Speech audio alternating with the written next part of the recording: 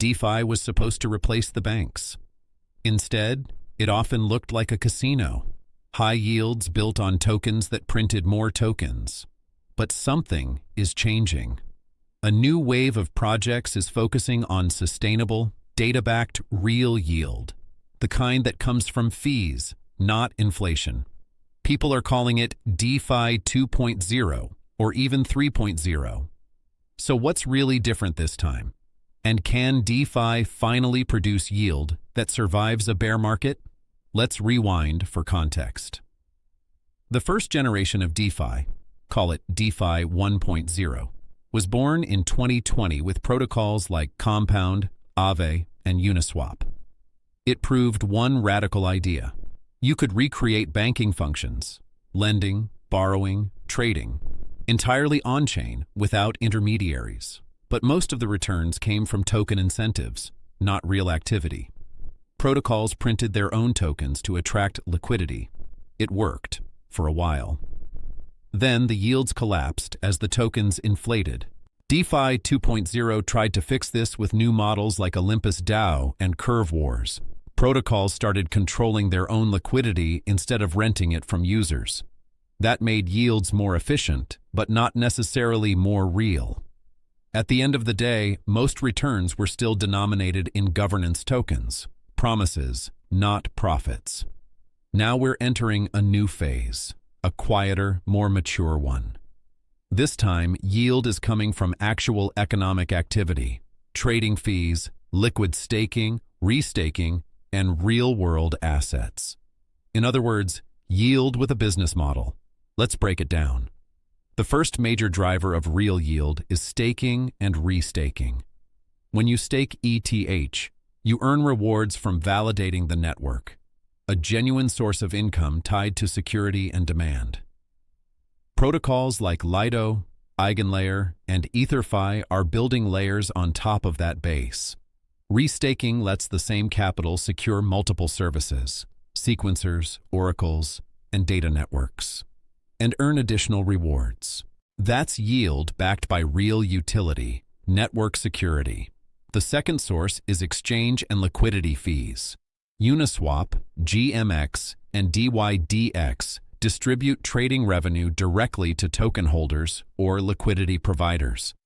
GMX, for example, pays 30% of protocol fees to stakers in ETH, not in inflationary tokens.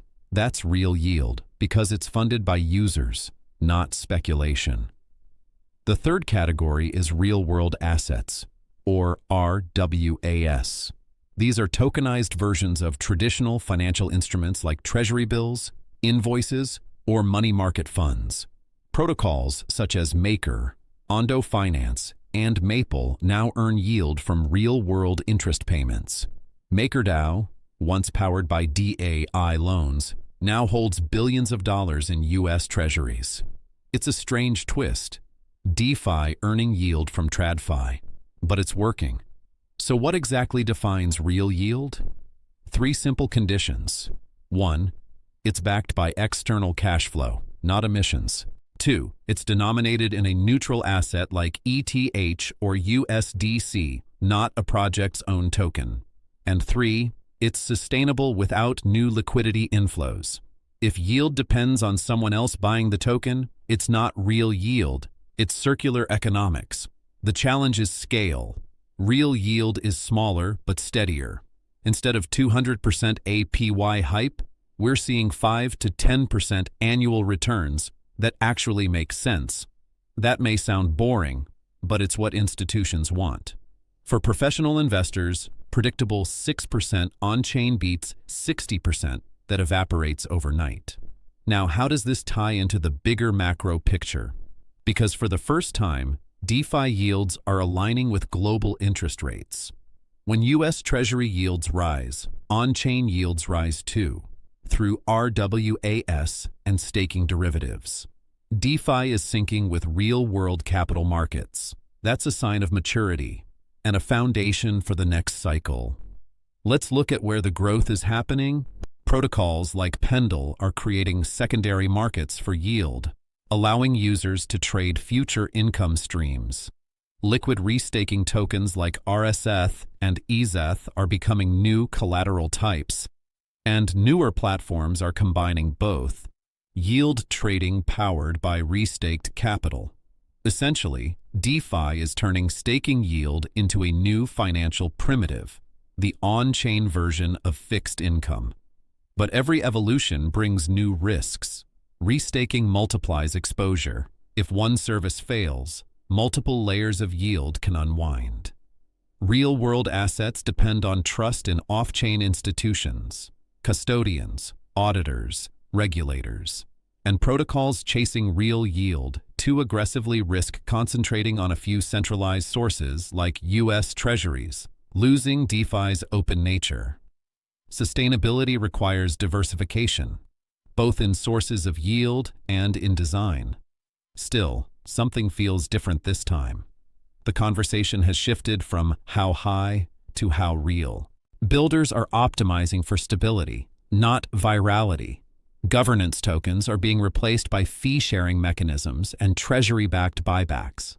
DeFi is starting to look less like a game and more like an economy. Here's a simple checklist to evaluate whether a DeFi project is truly generating real yield. 1. Where does the money come from? If the answer is token inflation or new deposits, that's not yield, that's redistribution. 2. Who pays the yield? If it's actual users paying fees, good. If it's the protocol subsidizing returns, bad. 3. What asset is being distributed? If it's ETH, USDC, or BTC, that's genuine. If it's an illiquid governance token, it's speculation. 4. Can the yield sustain itself during a bear market? If the model only works when prices rise, it's not real.